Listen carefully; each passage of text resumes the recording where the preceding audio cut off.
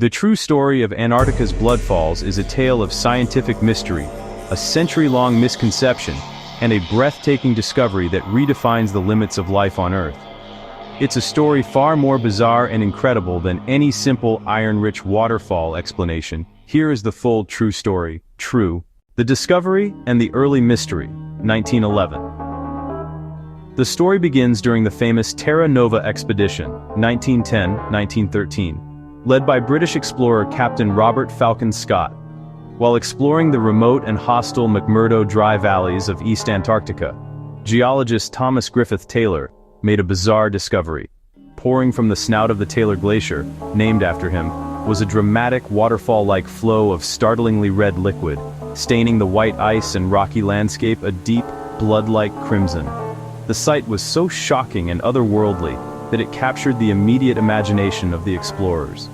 The early logical hypothesis was that the red color was caused by red algae.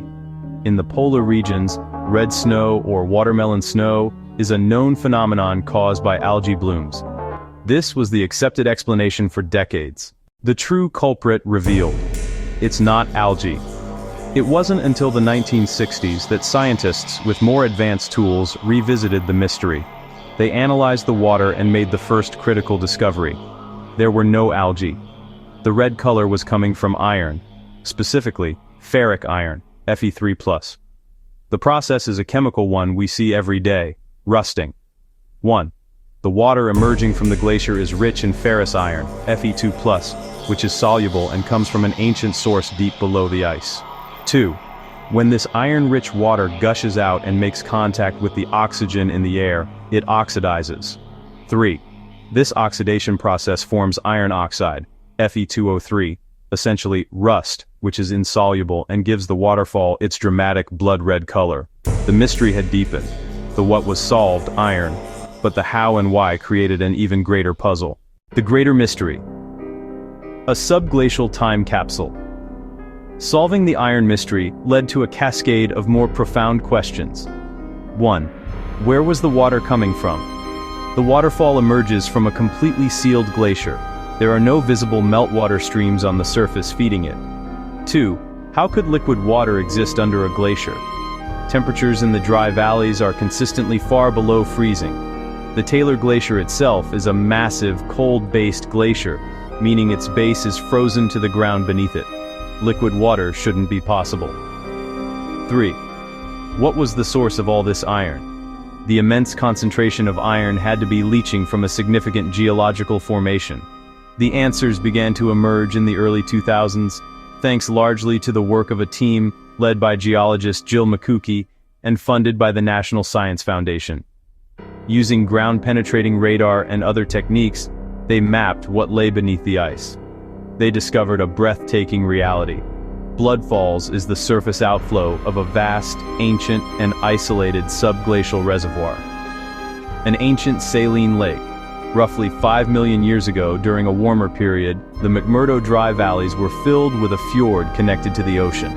As the climate cooled and the Taylor Glacier advanced, it trapped a body of this seawater, cutting it off from the rest of the world. Extreme brine. Over millions of years, the trapped seawater became increasingly concentrated. As the glacier above it formed, the immense pressure forced water to freeze, but in doing so, it expelled its salt into the remaining liquid. This created a hypersaline brine, so salty that it remains liquid at temperatures far below 0 degrees C. It has a freezing point of 6.6 degrees C, 20.1 degrees C. This is the secret to its liquid state. A unique ecosystem. This brine is not sterile. It is home to a community of microbial life. These are not complex organisms, but simple, ancient bacteria and archaea. The bizarre microbial life. The true heart of the story. The discovery of life in this dark, cold, oxygen-poor, and hyper-salty environment is the most revolutionary part of the bloodfall story. These microbes have been isolated for millennia, surviving without sunlight or atmospheric oxygen. So, how do they live?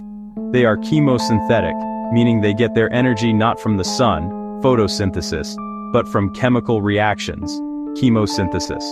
Specifically, the microbes at bloodfalls use a unique and ancient form of metabolism. They survive by breathing iron.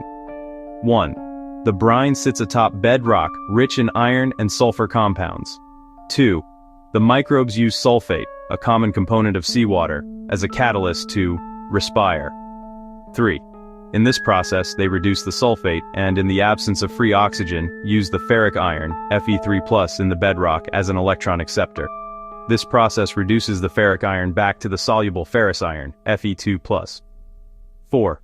When the brine is forced to the surface and meets the air, this ferrous iron instantly rusts, creating the blood-red falls we see.